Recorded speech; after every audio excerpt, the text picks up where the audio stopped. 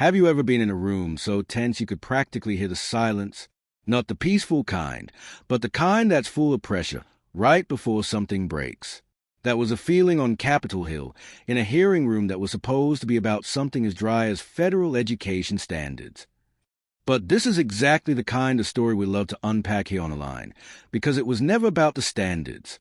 It was about a collision of two completely different worlds, embodied by two people, Senator J.D. Vance and Representative Jasmine Crockett. Vance was there early, crisp shoot, leather folder, every movement calculated. He'd built his entire brand on the story of his rise from poverty, a narrative that says, grit is all that matters. Across the room, Jasmine Crockett entered quietly. No entourage, no drama. Just a calm stillness that felt like a bowstring pulled taut. She once said, "I didn't use my struggle to justify my voice. I used my voice to challenge the struggle." The hearing began, and before anyone could even settle in, J.D. Vance leaned into his MIC Madam Chair. He began, his voice smooth and professional. "I'd like to propose that Representative Crockett release a full college academic transcript to the public." The room stopped breathing. It wasn't a question. It was a gauntlet thrown down. A gotcha moment designed to imply she had something to hide. He continued, "It's not personal, but transparency builds trust. I had to prove myself. The public has a right to know." The silence that followed was deafening. All eyes were on Jasmine. But she didn't get angry. She didn't get defensive. She just sat there, recognizing the tactic for what it was, an attempt to disguise prejudice as a call for transparency. She knew that silence isn't always submission. Sometimes it's a strategy. And here's where things took a turn that no one, especially not J.D. Vance, saw coming. Jasmine finally looked up, her voice low but piercingly clear. "Senator Vance, please clarify.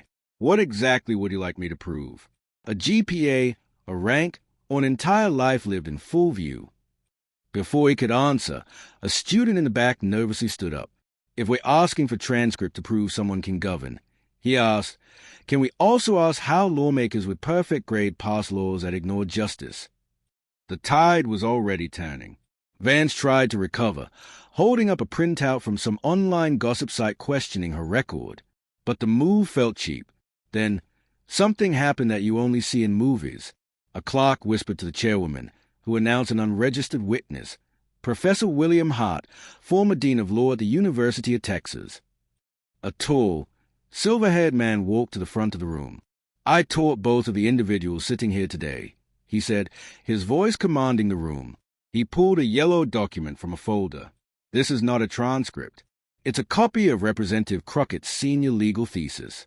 It won the National Award for Legal Writing in Civil Rights." The room was completely still. Professor Hart continued. "It was submitted without delay, without special treatment, during the final days of a mother's life. I remember asking if she wanted more time. She declined. She said, 'If I can't write law in pain, what's the point of writing law at all?'" And then came the plot twist. The professor turned to J.D. Vance. "Senator, I also wrote your recommendation letter when you took a semester off due to family issues. That wasn't weakness." He paused, letting the weight of his next words sink in. "But what I see today is a difference between using struggle to delay and using struggle to rise." It was over.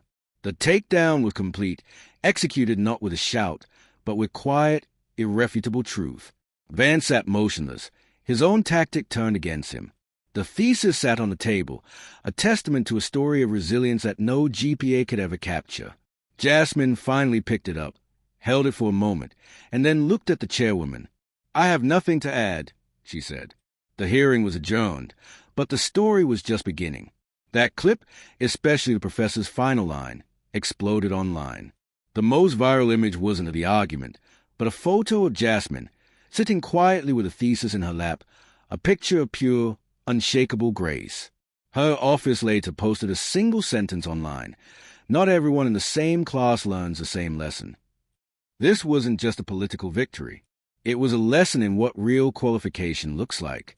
It's not about test scores or a perfect record. It's about character. It's about showing up when it's hard. It's about using your pain not as an excuse, but as fuel. So let me ask you this.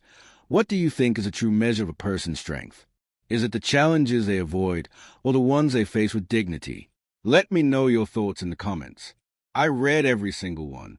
And if you believe in the power of grace under fire, make sure you subscribe to Align and share this story. We need more reminders that the loudest voice in the room isn't always the strongest. Thanks for watching.